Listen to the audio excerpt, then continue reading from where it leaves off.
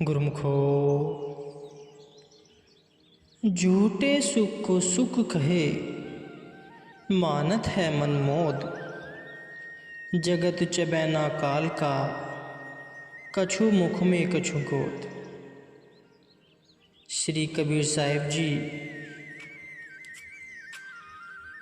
कथन करते हैं कि लोग फकत झूठे सुख को ही असली सुख मानकर माया के झूठे सामानों को प्राप्त करके मन में खुशी मनाते हैं, परंतु यह समस्त जगत काल की ही खुराक है। कुछ को तो काल अपने मुख में डाल चुका है और कुछ को उसने खाने के लिए अपनी गोद में ले रखा है। मन के ढकोसलों और दुनियावी पदार्थों के रस भोगों में इंसान को सच्ची खुशी और शांति का सामान हासिल नहीं हो सकता। तब सच्ची खुशी और सच्चा आनंद कहाँ है और क्यों कर मिल सकेगा? यही एक गहरा सवाल है जो जिंदगी में बार बार इंसान के सामने आ खड़ा होता है और प्रति एक बार मनुष्य इस कठिन प्रश्न का उत्तर पाने में असफल रहता है। बार बार मन इंसान को धोखा देकर भुलाता और सुख या खुशी के नए नए ठिकाने मानकर नई नई चीज़ें और नए नए रसों में सुख की खोज में लपकता है, परंतु जिस वस्तु की खोज है वह फिर भी नहीं मिलती, क्योंकि यदि शरीर तथा इंद्रियों के भोगों में सच्ची खुशी और सच्चा आनंद होता, तब तो यह नीच योनियां तथा पशुओं को भी प्राप्त हो सकती। शरीर के भोग तो नीच योनियों तथा पशुओं को भी प्राप्त होते हैं। यदि धन दौलत तथा मान बढ़ाई में ही सच्ची खुशी होती तो उनके पा लेने से मिल जाती। तब तो संसार में जितने धनवान तथा ऐश्वर्यवान हैं वही सच्चे अर्थों में सुखी और आनंद रूप होते और उनके मुकाबले में धनहीन दुखी रहते।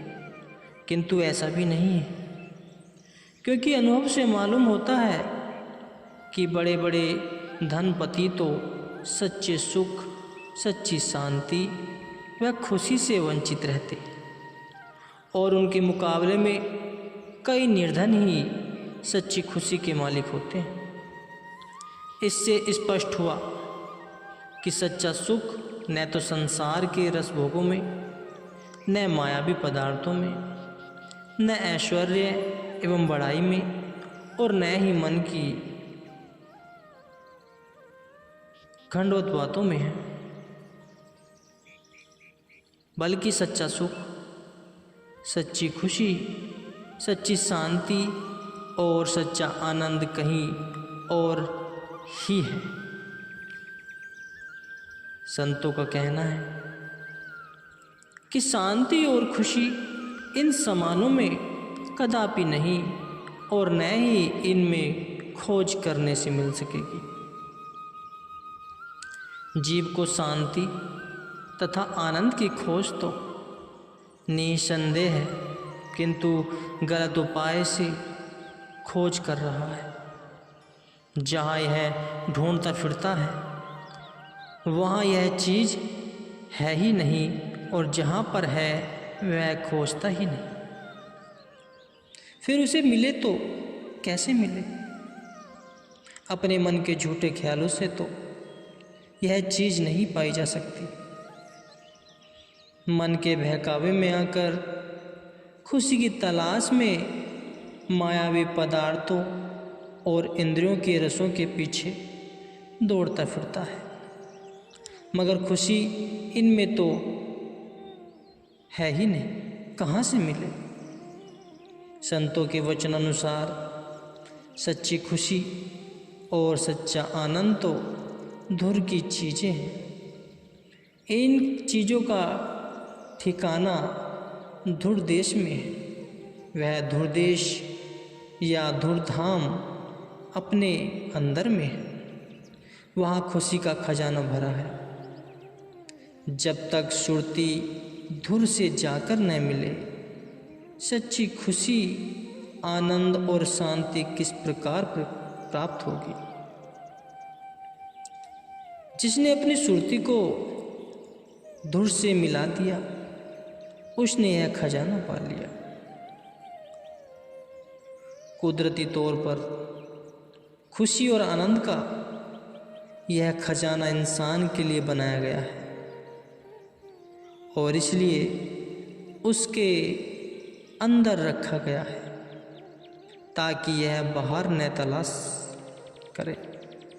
परंतु सुरती बहिर्मुखी हो रही है, इसलिए बाहरी पदार्थों तथा इंद्रिय रसों में खोज रहा है।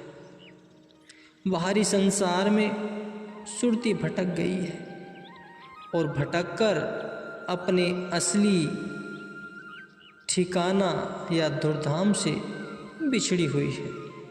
यही कारण है कि दुख और अशांति का शिकार है। जब तक धुर से सुरती का नाता न जुड़े, तब तक यह अंदरूनी खुशी का खजाना कैसे प्राप्त हो।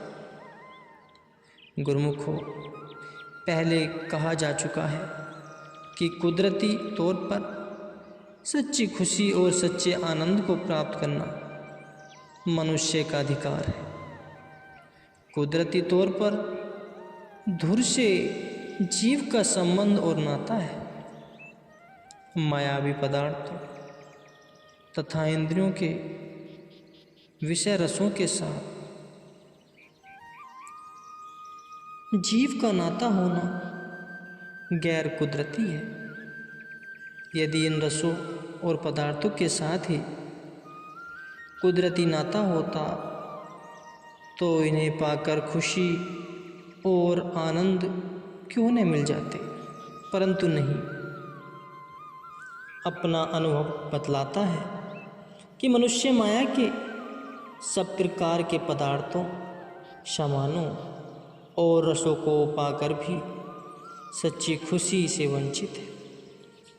खुशी और आनंद का खजाना तो धुर में है। अब धुर के साथ नाता जोड़ें, बिना खुशी क्यों कर मिल जाए। गुरुमुखो, इंसान आमतौर पर मन के भुलावे में पड़ा हुआ है। मन उसे भटकाता है कि अगर यूँ ना होता और यूँ होता तो अच्छा रहता। अमुक बात अपने विचार से उलट हो गई, तभी दुख का असर जाहिर हुआ। अन्यथा यदि यह अपने ख्याल के अनुसार हो जाती, तब तो मैं खुशी और सुख को पा लेता। लेकिन नहीं, यह तो मन की झूठी खटपट और झूठे ढकोसले। यह सब मन का भुलावा है। यह इसी तरह जीव को भुलावे में रखकर सच्ची खुशी से दूर रखना चाहता है। इसके धोखे में नहीं आना चाहिए। गुरुमुखो, संतों का कथन है कि यदि सच्चे सुख तथा सच्चे आनंद की चाह है तो इस चाह का होना बहुत अच्छी बात है। यह चाह अंदर में होनी चाहिए। यदि ऐसी चाह है तो धुर के साथ सुरती को मिलाने का प्रयत्न करो और सच्ची खुशी को पालो। यह प्रयत्न क्या है कि धुर दरगाह का शब्द और धुर वाक्य, इसी से सुरती का नाता जोड़ा जाए। सदगुरु का तार शब्द धुर दरगाह का शब्द है और सदगुरु का वचन धुर का वाक्य है। इन्हीं में सब कुछ भरा है। जिस प्रकार एक छोटे से बीज के अंदर तना, टहनियाँ, पत्ते, फूल तथा सब फल भरे रहते हैं, किंतु जाहिर में नजर नहीं आ सकते। इसी प्रकार ही सद्गुरु के सार शब्द में और उनके पवित्र वचनों में सब कुछ मौजूद है जिसकी तुम्हें आवश्यकता है। यह बीज है। बीज का सेवन करने से और लगातार करते रहने से फल एक दिन स्वतः मिल जाता है। बस इसी बीज का सेवन किया जाए, फिर सब कुछ मिल जाएगा। गुण सब गुण के वचने माही, सहजो सीज जो बिसरे नाही। गुरुमुखो, संतों का कथन है कि गुरु के वचन में, जो गुरु के सार शब्दों में सब गुण भरे हुए हैं और सच्चा शिष्य तथा सच्चा सेवक वही है जो गुरु के वाक्य को कभी नहीं भुलाता।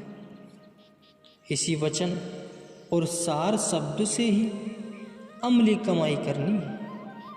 यही शिष्य तथा सेवक का धर्म है। गुरु के पवित्र शब्द और उनके पवित्र वचन की अमली कमाई ही सेवक के लिए सब कुछ है।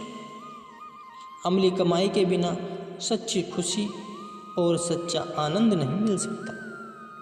जिस तरह के बीज का सेवन किए बिना उसका फल प्राप्त नहीं हो सकता। अगर कोई मन के धोखे में पड़ा रहे और यही सोचता रहे कि अमुक अमुक साधन से मैं आनंद और खुशी को पालूंगा, यह करूंगा और वह करूंगा इत्यादि इत्यादि, मन के घटतंत्र में घमंडता रहता है, तो वह यह भी करके देख ले कि इसका परिणाम क्या निकलता है। इस तरह के सभी पापड़ बेलकर पहले भी देख चुका है। भला कहीं धुर के साथ नाता और संबंध जोड़े बिना भी खुशी और आनंद मिल सकते हैं? कदापि नहीं। ऐसा होना असंभव है। जिसकी बैठक जिस जगह होती है वह उसी बैठक के अनुसार ही अपनी दृष्टि दौड़ा सकता है। जो सीमित दायरे के अंदर बैठता रहता है वह सीमित दायरे के अंदर ही दृष्टि दौड़ा सकता है। उसे उतना ही नजर आएगा। किंतु जिसकी बैठक ऊंची है, जिसकी दृष्टि आकाश तक फैली हुई है, ऐसी दृष्टि कहाँ तक काम करेगी? वह तो सब कुछ देख सकती है। इसी तरह ही मन के सीमित दायरे में जब तक सुरती की बैठक है तब तक दृष्टि भी सीमित दायरे के अंदर काम कर रही है और मनुष्य उतना ही देख सकता है और उतना ही सोच विचार कर सकता है और उतना ही समझ सकता है। परंतु जब सुरती को धुर के साथ अथवा सद्गुरु के साथ शब्द और वचन के साथ मिलना दिया जाए तब तो सुरती की बैठक आकाश में हो जाती है और दृष्टि भी आकाश तक काम कर सकती है। गुरुमुखो, जब ऊंची दृष्टि हो जाए तब जाकर पता पड़े कि वास्तविकता क्या है और हम कितने नीचे पड़े हुए थे। पहले कितनी बड़ी भूल और कितने बड़े धोखे के मन में फंसे हुए थे।